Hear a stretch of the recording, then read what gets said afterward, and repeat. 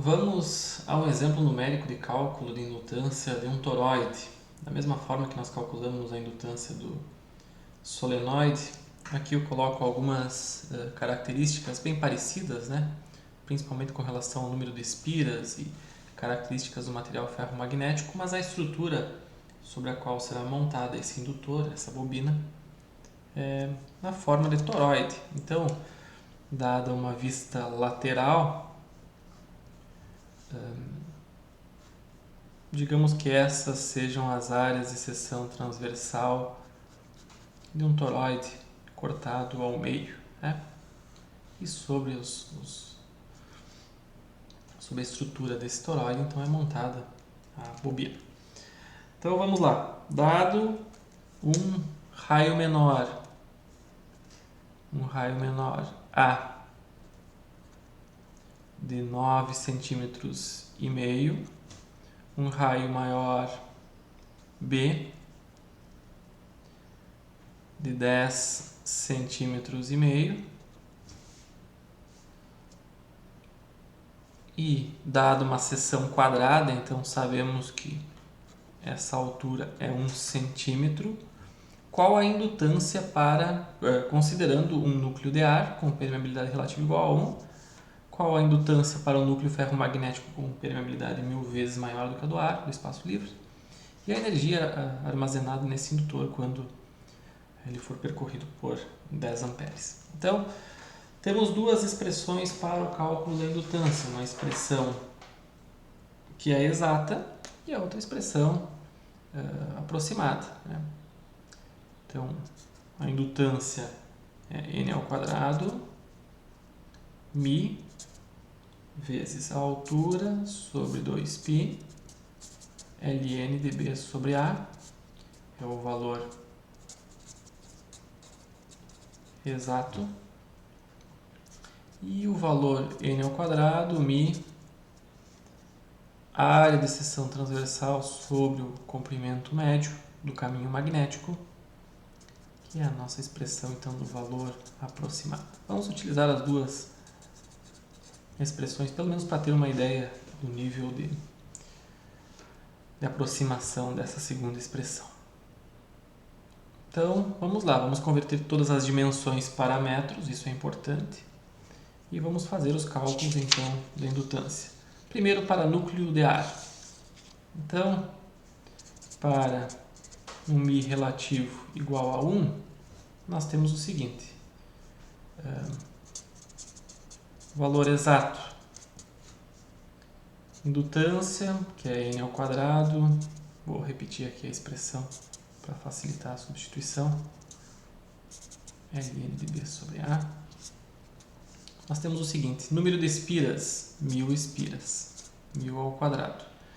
Mi é igual a 1 vezes μ0, 1 vezes μ0, que é 4π vezes 10 a menos 7 por metro. A altura, 1 centímetro, então é 0,01 metro, sobre 2π. E aqui aparece então ln de B sobre A. Convertendo para metros, 0,105 sobre 0,095. Então esse é o cálculo que tem que ser feito para encontrarmos o valor exato. Aqui temos simplificação, aqui podemos simplificar, sobra 2 no numerador. Então o valor da indutância fica, aqui é 10 na 3 ao quadrado, 10 na 6 vezes 2, vezes 10 na menos 7, vezes 10 na menos 2, vezes esse termo ln de 0,105 sobre 0,095. Então, aqui temos esse cálculo para ser feito. O valor aqui é aproximadamente igual a 0,1. Então, se isso aqui é em torno de 0,1, com 0, 0, 0 e depois mais alguns números diferentes de 0, isso é igual a 10 na menos 1. E com todas essas simplificações, se chega a um valor de indutância que é 0,2 mA. Então, essa é a indutância calculada pela expressão, né, do valor exato. Utilizando a expressão do valor aproximado, nós temos o seguinte: indutância é N ao quadrado, permeabilidade do núcleo, área de seção transversal dividido pelo comprimento. N ao quadrado é 1000 ao quadrado. Aqui é 1 vezes 4π vezes 10 a menos 7. Aqui temos a área de seção transversal, é uma área quadrada, então é 0,01 metro ao quadrado. Dividido pelo comprimento. Qual é o comprimento médio? O comprimento médio é o que passa por esses pontos aqui. Então, se o comprimento médio está associado a um raio que é 10 centímetros, o comprimento é 2π vezes 0,1 metro. Então aqui também temos uma expressão que pode ser simplificada, aqui sobra 2. Então aqui nós temos um cálculo que é 10 na 6 vezes 2 vezes 10 na menos 7 vezes aqui é 10 na menos 2, então fica 10 na menos 4 sobre 0,1, que é 10 na menos 1. Então, utilizando essa expressão aqui, nós conseguimos simplificar 10 na menos 1, sobra 2 vezes 10 na menos 4, ou 0,2 10 na menos 3, e chegamos então ao mesmo valor de indutância calculado na expressão do valor exato.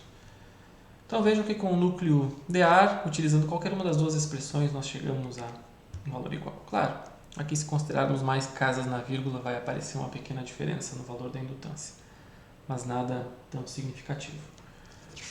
Se nós mudarmos o núcleo magnético para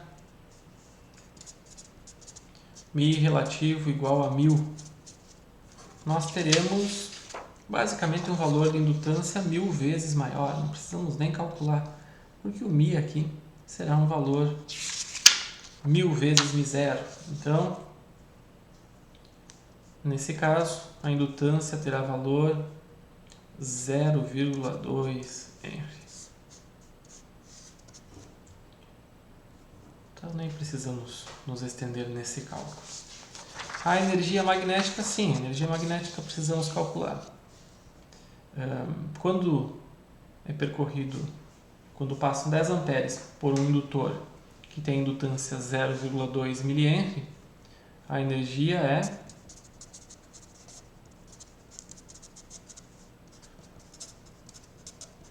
é o quê? 1 meio de Li ao quadrado. Então, 1 meio, indutância 0,2 vezes 10 na menos 3, corrente 10 amperes ao quadrado. Então, aqui simplificando, fica 10 na menos 4. Aqui cancelam esses termos.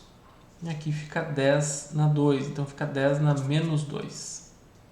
Então, a energia armazenada nesse indutor é 10 na menos 2, ou 0,01 joule.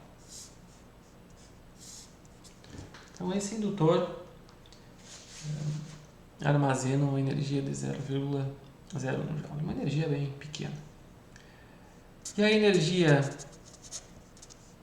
armazenada em um indutor que é 1000 vezes maior, tem indutância 1000 vezes maior, é uma energia 1000 vezes maior, porque a indutância afeta diretamente no cálculo da energia. Então, aqui é 1 meio, 0,2 vezes 10 ao quadrado, que é 10 na menos 1. Então, aqui fica 10 na 2, 2 vezes, ou simplificando, né? Aqui fica 1 vezes 10 na menos 1 vezes 10 na 2. Então aqui fica 10 Joule. Basta deslocarmos aqui 3 casas dessa vírgula e nós temos então o valor da energia. Também uma energia pequena.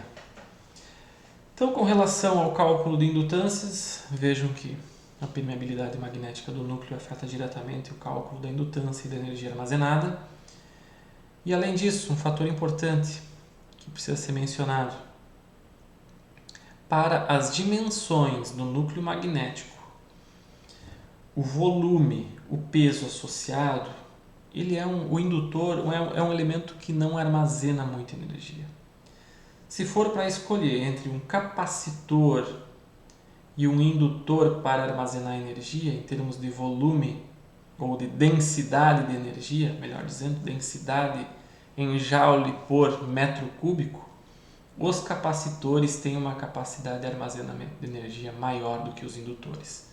E além disso, os capacitores podem ser mais leves do que os indutores, porque os indutores são construídos com material ferromagnético na maioria das vezes. Então aí também tem uma questão importante no cálculo dessa energia para termos uma ideia